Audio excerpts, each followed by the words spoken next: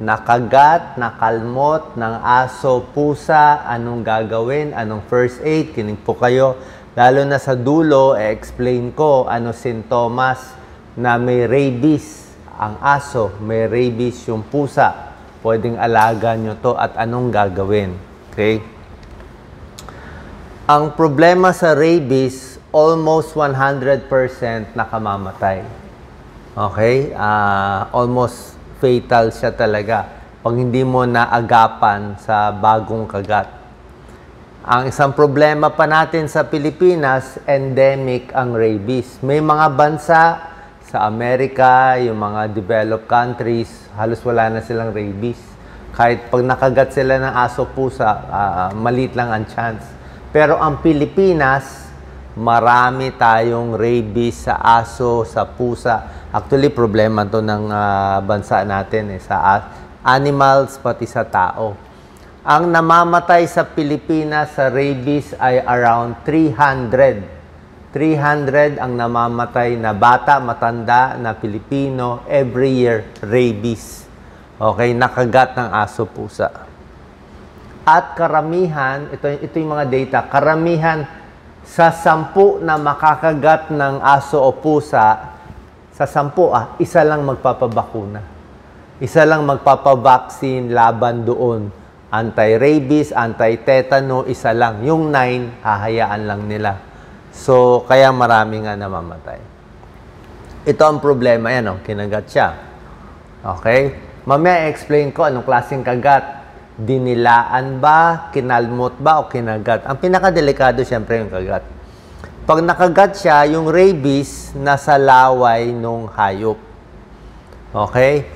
Tapos mula sa laway ng hayop, kinagat siya sa paa, yung virus, didikit siya sa nerves. Pag dumikit na siya sa nerves, aakyat siya dahan-dahan mula sa peripheral nerves. Unti-unti, mabagal, aakyat siya, aabot sa utak at spinal cord. At pag umabot na sa utak at spinal cord, hindi na magagamot. Yun ang problema. Kaya nga, very important tong topic natin. Ayan, nakita ba nila, Doc Lisa? Kinagat. Ayan, kinagat. Dapat obserbahan yung aso ng 10 araw. So, paano siya natatransmit? Nasa laway. Siyempre, kumagat may laway na papasok Okay? So, pag yung laway pumasok dun sa sugat ng tao, yun ang problema. Minsan, ganito, hindi ka kinagat nung may rabies, dinilaan lang nung hayop. Pero, ikaw mismo may sugat Diba? Ang daming kababayan natin, yung mga bata, may sugat na So, kahit, pag ikaw may sugat, kahit dinilaan ka lang, hindi ka kinagat, pwede ka pa rin magka-rabies. Kasi open wound Yan. Buong mundo, 59,000 namamatay every year, pero sa Pilipinas, around 300 ang namamatay. Karamihan bata ang reported. Meron lang ang bagong balita 6 years old, 12 years old, namatay sa rabies. Hindi na gamot. Kadalasan aso, pero minsan pusa, meron din. Okay? Pag kinagat ang isang tao, let's say nakagat kayo o yung anak ninyo, ito yung delikado. Kung may rabies man yung hayop, may face incubation. Ito yung nangyayari kung may rabies Incubation period, prodromal period, acute neurologic phase period, and comatose and death period. 4. Habang nandito sa unang phase, may binibigay na immunoglobulin at bakuna makukuha dito. Pero pag umabot na sa 2nd, 3rd, 4th, wala na, hindi na mahahabol Pag dumikit na yung virus dun sa nerve natin, mahirap na. Sa incubation period, ito, ayan kinagat. Kita ba nila, Doc Lisa? Ito yung nerve, ayan Kinagat Number 1, kinagat. So, nandito yung nerve, Yung virus, dumadami muna dito sa may muscle. Ang problema, pag dumami, didikit sa nerve. Number 3, pag dumikit sa nerve, aakyat siya dahan-dahan dito sa nerve. Akyat-akyat. Pupunta sa spinal cord, akyat-akyat. pupunta sa utak, nako, dito na yung magwawala, magsisigaw yung pasyente, kahit anong tali mo, nagwawala. May rabies, parang nasisiraan ng bait. Tapos, yung tao, pwede na magka-rabies. Kahit tao, pwede. Meron na ba kayo napanood ng mga palabas na may rabies? Diba? Yung bumubula, yung laway, yun po yun. So, pag incubation, gaano katagal ng incubation? Merong 1 week, merong 20 days, merong 3 months, depende. Mas malayo ang kagat sa paa, mas matagal umabot. May chance ka pa magpaturok. Pero pag ang kagat sa mukha, mabilis umakyat sa utak, kailangan mas mabilis ka pa.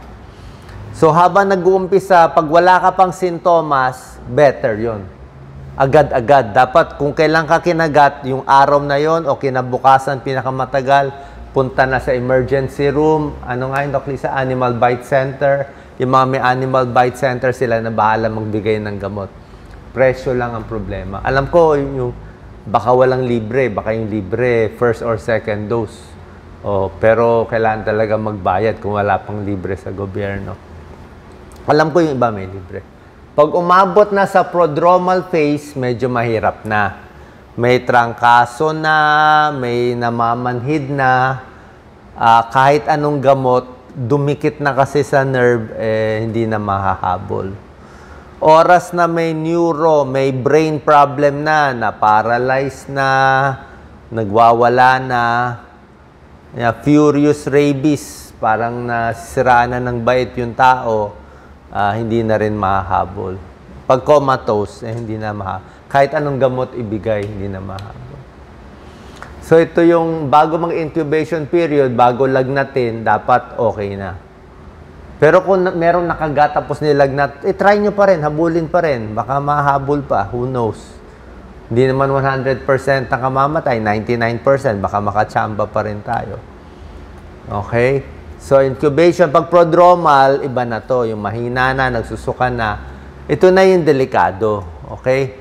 Pag dito, hindi na mahahabol. Ito na yung stage 3 na to. Yung naghahallucinate na siya, umaakyat na sa kama, ayaw na ng ilaw, hindi na makatulog, laway na. Tapos yung laway, ang laway ng aso na may rabies ay malapot. Frothy, malapot. Ayan. Sa tao din, naglalaway din. Ayaw na ng tubig. Ayaw ng tubig, ayaw ng ilaw. Talagang kahit sino makita, susugurin. Kahit tao, susugurin. Kahit gamit lang ilapit mo, susugurin niya. Tao man or aso. Kasi nga na rabies na yung sa utak. Ito ulit yung stage. Pakita natin, Doc Lisa. Ito, infection, lagnat. Bago umabot sa lagnat, bigyan na agad ng bakuna. Merong rabies vaccine, may tetano vaccine, meron din immunoglobulin, yung panlaban din. So, 2-3 klase. Tapos, matagal ibibigay po sa inyo, mga 3 weeks Siguro, maraming shot. 5 balik pa kayo sa emergency room. So, yan, Number 2, infection. Number 3, sore throat, loss of appetite. Number 5, sumasakit na, delikado na. 6, ayaw mo na maingay. 7, hindi na makalunok. 8, paralyzed na siya. 9, hinimatay na siya. 10, namatay na siya. Pero yung aso, dapat obserbahan. Okay? So, pag may nakagat, mamaya tuturo ko yung first aid. Nandito lahat yan. So, on the average, mga 3 weeks, bago may time ka ng kung sa paa, meron ka mga 3 weeks para mahabol sana yung gamutan. Pero pinakamaganda, huwag mo na hintayin. Day 1, day 2, sige na. Okay, tapos obserbahan yung aso at pusa. Ito ang pinakamahalagang slide. Okay, ito pinakamahalagang slide. Panoorin nyo ito maigi. Okay, ito recommended natin Okay. Pag merong kang exposure sa aso o pusa, category 1, 2, 3. Ang category 1 lang ang pwedeng hindi magpagamot. Okay? Ito lang ang pwede, walang injection. Pero pag 2 and 3, dalhin agad sa emergency room. Sa malaking emergency room, may animal bite center. Wala pong choice. Kahit mahirap, kahit walang pera, wala tayo. Dalhin nyo na lang, hanap na lang ng pera talaga. Kasi hindi po pwede. Tingnan natin ha. Ang category 1, hinahawakan mo lang yung pets. Pinapakain mo lang yung pets, aso o pusa, dinidilaan ka lang. Okay? So, pag yung aso, dinilaan lang yung kamay mo, wala kang sugat, okay yun. Okay? Dapat walang sugat. Hugas kamay lang, sabon, okay na yun. Number 2, ito, injection na to. Nag-scratch na siya. Nakalmot ka na konti. Ayan o, nakalmot ka na. Kahit minor lang o, alam mo may pula-pula na, may konting dugo-dugo na yon, diba? Tapos baka meron kang konting sugat na doon. Hugasan maigi. 15 minutes, huhugasan. 15 minutes, hugas sabon. At immediate vaccination na agad. Category 2.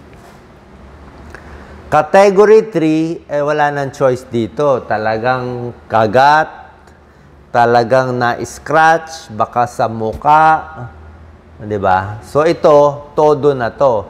Hugas sobra, merong bakuna at meron pang immunoglobulin para siyang antibody laban sa rabies.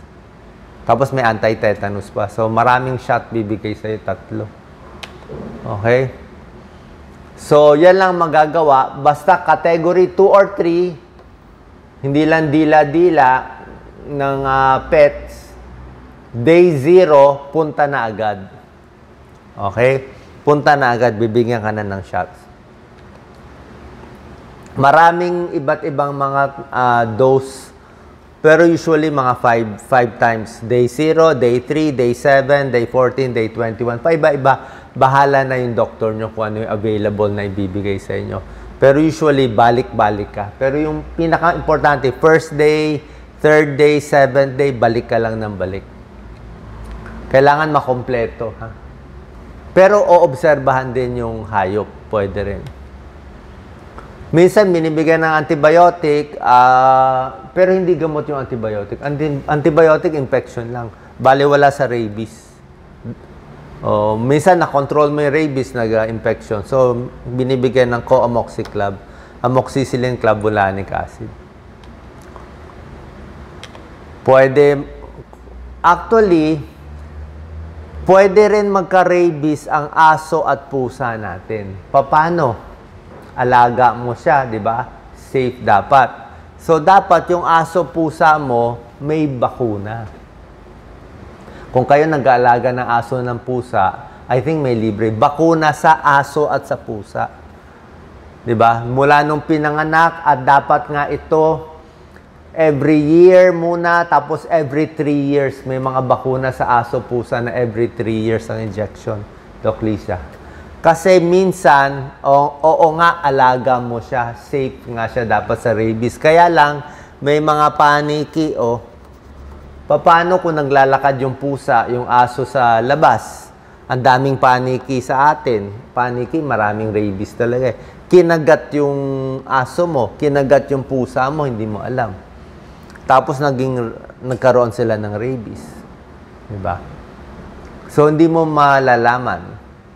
Anong mga testing? Actually, mahirap na to mga lumbar puncture, biopsies, MRI, late na to.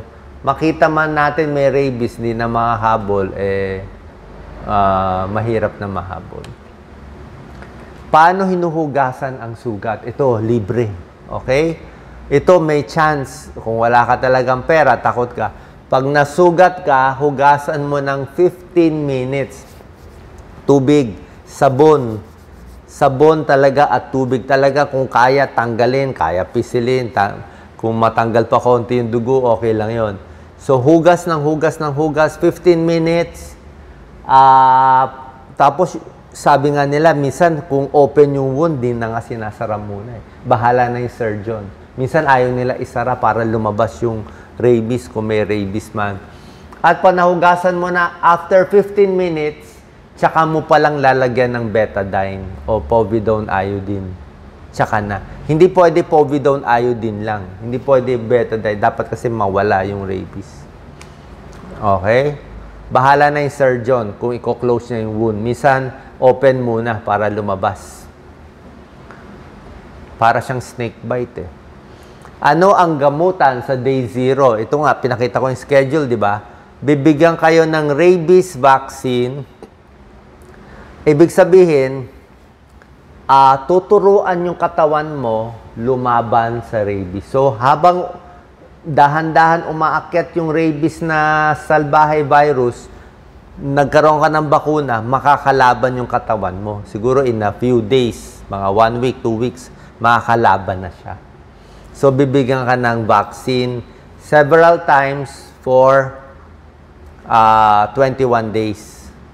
Pero, bukod dito, sasabayan pa rin ng doktor ng human rabies immunoglobulin. Ibig sabihin, ito, parang antibody na to agad. Oh. Antibody na to. Hindi to bakuna. Pangontra na siya mismo sa rabies. Papatayin na niya yung rabies sa paa mo. Siya na mismo. So, sabayan. Itong immune globulin, immediate yung pagpatay niya doon sa area ng paa mo. Okay? Pero sandali lang epekto nun, di ba? Parang tinapal mo lang siya doon. In a day or two, mawawala na rin yan. So, habang tinitira nung immune globulin mo, hinihintay mo yung katawan mo gumawa ng antibody mismo para makalaban ka doon sa rabies. Okay? Sabayan bibigay several times. Tapos may anti-tetanus pa. Kasi iba naman ang tetanus.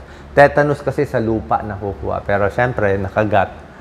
Baka madumi, magka-tetanus din. Deadly din. Bakit walang gamutan sa rabies? Wala nga kasi.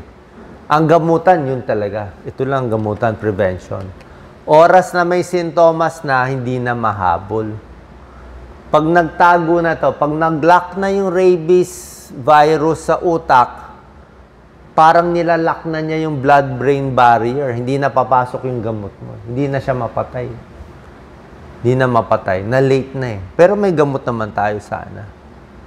Dapat ito kasi available to lagi at dapat sana libre.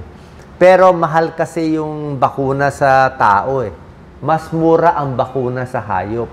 Kaya ang daming problema na sa Pilipinas. Ang daming asong gala, ang daming pusang gala, di ba? So, pag nagkakalat lang yan, biglang kinagat, ang hilig naman kagatin ng mga hayop ay bata. Kasi bata nga, siyempre bata pa, kala niya, nilalaro lang niya yung aso, di ba? Pag matanda na tayo, takot na tayo sa aso, di ba? Tayo umiiwas. Pero yung bata, lalapit eh. Hindi nila alam, kakagatin sila.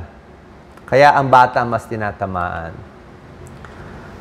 Okay, ito na. How to prevent rabies. Okay? Kung meron kayong alagang pusa at aso, kailangan babakunahan. Every year, every 3 years, up to date ang schedule. Pag nakabakuna ang aso pusa nyo, tapos nakakagat siya, okay yun. Hugas-hugas lang, antibiotic lang. Sabihin mo, safe naman yung aso ko eh. Bakunado. Ito pa, delikado, Doc Lisa. Kung may wild animal, wag na daw habulin. Parang hayaan mo na. Let's say may kumagat dun sa anak nyo, hindi nyo nakita na saan yung hayop, assume mo na na rabies. Isipin mo na may rabies. Pabakunahan mo na buong course. Wala nang choice eh. Hindi mo na nahanap eh. Minsan, ang mga bata, hindi reliable. Sasabihin, ay, nadilaan lang ako eh. Hindi nila alam na sugat na sila. Yan ang problema din.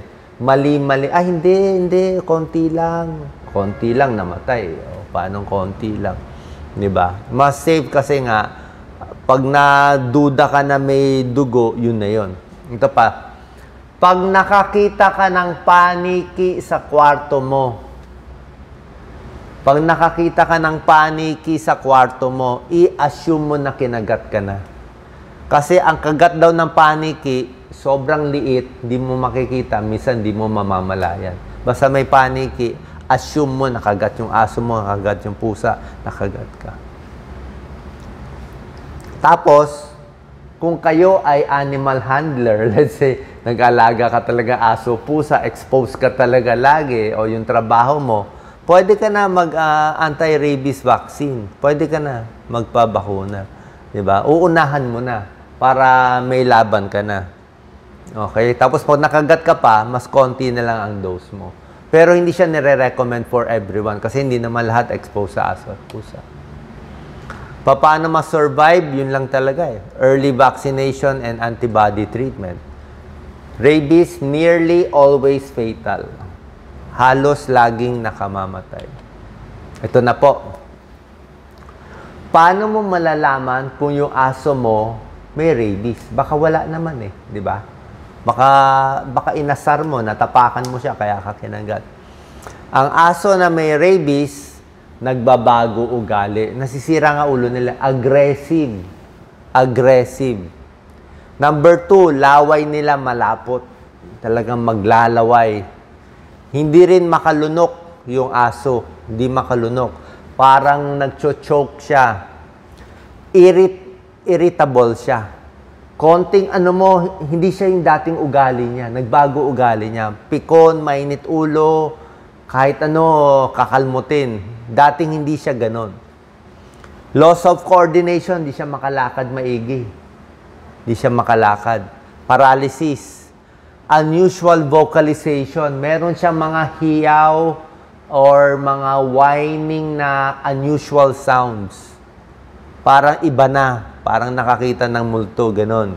At very aggressive siya. Nag-a-attack ng tao, hayop, gamit, without provocation. Nananahimik ka lang, susugod siya. Ganyan sa aso. Okay? So, pag yung alaga mo, nagbago ugali, huhulihin yon. Yung aso pusa, babantayan for 10 days. Ulitin ko Kung merong nakagat, babantayan yung hayop for 10 days. Pag after 10 days, normal pa rin yung aso, normal pa rin yung pusa, di okay, wala siyang rabies. Nagpabakuna ka ilang days, o di pwede na itigil, sasabihin ng doktor mo. Wala pa lang rabies, anti-tetano na lang, tsaka antibiotic na lang. Pero pag nasira yung ulo ng aso at pusa, kita mo tuloy-tuloy, may rabies siya. Maraming may rabies sa Pilipinas, endemic sa Pilipinas. Hindi makontrol. Bakit? Kasi maraming mga bats, marami tayong stray dog, stray cats Diba? Sa pusa, ganun din. Actually, yung batang namatay na 6-year-old, nakalmot lang ng pusa So, bakit naka-rabies yung pusa? Baka na-expose, naglalakad sa labas, gala, na kagat ng paniki. Ganun din. Sa pusa, behavioral change, naglalaway yung pusa, iba yung boses ng pusa, aggressive yung pusa, laging nagtatago. Laging nagtatago siya. Hiding. Ayaw niya makipag-usap sa tao. Irritable. Yan. Aggressive. Yan. Ito. Alam ko, ayaw niyo magpabakuna, lalo na yung mga magulang, di ba? Mahal, sayang oras, mag-a-absent pa. Sasapalaran ang buhay ng bata, di ba? Kasi 10% lang ang pumupunta sa emergency room 90% ng kinagat hinahayaan sa Pilipinas Kaya 300 ang namamatay. So, ano lang yung pwede mo sabihin, malamang hindi rabies? Pwede. Number 1, kung bakunado yung hayop. Kung sure ka na kompleto yung vaccine, siguro alaga ng mayaman na complete vaccine yung aso, pusa, okay yun. At kung sure ka rin na alaga mo, na hindi siya lumalabas, hindi siya gala, at nabantayan mo 10 days, pwede mo sabihin yun, baka hindi na rabies. Ugali nung hayop, nung aso, nung kalmado siya, normal lang siya, natapakan mo lang siguro, normal siya. Nabantayan mo siya for 10 days, hindi nagwala, buhay pa rin yung hayop, so baka hindi rabies.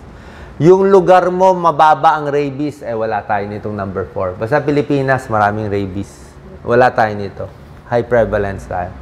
Severity of bite, baka laway-laway lang, kagat, konti lang kalmot, gano'n. Mas malitan chance.